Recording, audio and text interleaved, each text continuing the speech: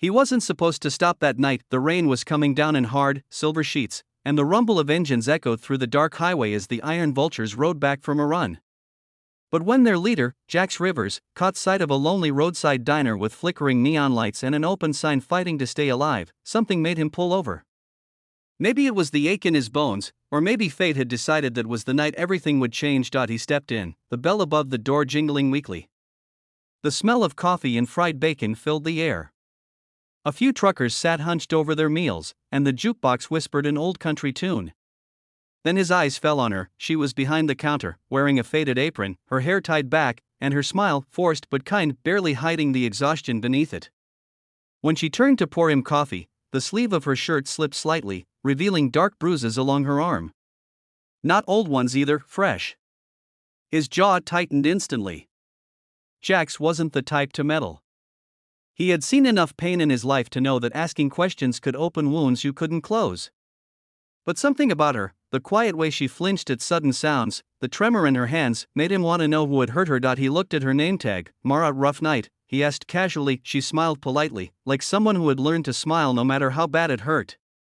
Every night's the same, she said softly, but Jax could hear what her words didn't say. He'd been in enough fights to recognize fear hiding behind a practiced calm. The other bikers came in, loud and joking, shaking off their jackets and ordering food. But Jax kept his eyes on Mara. When a man came in later, a big guy with a mean face and eyes that looked for something to break, Jax understood everything. The guy walked straight up to Mara, hissed something under his breath, and when she turned pale, Jax's blood boiled. He stood. Problem here? The man looked at him, his smirk wide. None of your business, biker. But Jax wasn't backing down. Not when he'd seen those bruises. Looks like it just became my business. The diner went silent. Even the jukebox seemed to stop. The man backed off, muttering something about stupid bikers, but Jax noticed the way Mara's hands trembled as she tried to continue her work. When he left, she whispered, "You shouldn't have done that. You don't know him." Jax tilted his head. "Then tell me." She looked down, her voice barely a breath. "He's my ex. He doesn't like being called that." He didn't ask more. He just said, "You don't have to go home tonight. If you need help, you got it."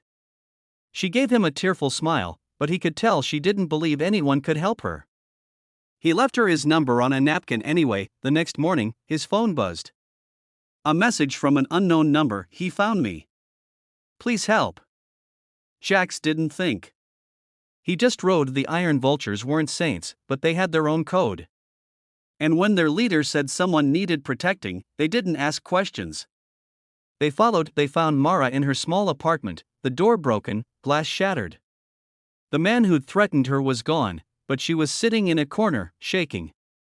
Jax knelt beside her. "You're safe now," he said softly, but the real story was just beginning. Over the next weeks, Mara began working at the Vulture's roadside garage cafe. The bikers treated her like family, making sure she smiled for real this time. But small towns have long memories, and rumors travel faster than motorcycles. People whispered that the gang had taken in a broken waitress. Some said she was trouble. Others said Jax had gone soft. Jax didn't care. He'd seen too many lost souls left behind. Mara deserved better. But peace doesn't last long when darkness still lingers in the shadows. One night, the man returned. He came drunk and furious, bringing a gun, thinking he could scare his way back into control. He burst into the cafe, shouting Mara's name, but before he could take another step, Jax stepped forward. "Not tonight," Jax said calmly. The man sneered. "You think you can protect her from me?" Jax's voice was low but filled with steel. "No. We can."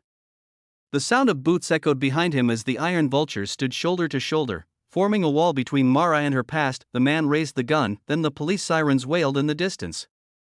Someone had called them already. Jax didn't move until the officers took him away, screaming and cursing. When it was over, Mara broke down, sobbing into Jax's chest. "Why would you risk everything for me?" He looked at her, eyes heavy with memories of his own past. "Because someone once did the same for me," he said quietly. "And I never forgot how it felt to finally be free." Weeks turned into months. Mara began painting again, something she hadn't done since before the bruises. She started smiling without forcing it, and the cafe became more than a hangout, it became a place of second chances. People in town began to see the Iron Vultures differently. They weren't just bikers anymore, they were protectors, misfits who carried scars but still believed in redemption. And as for Jax, he never admitted it out loud, but every time he watched Mara laugh, something in him healed too. The story spread through town how the biker gang leader saved a waitress and stood against her abuser. Some called it reckless. Others called it heroic, but to Jax, it was simple. You don't need to wear a badge or a suit to do what's right.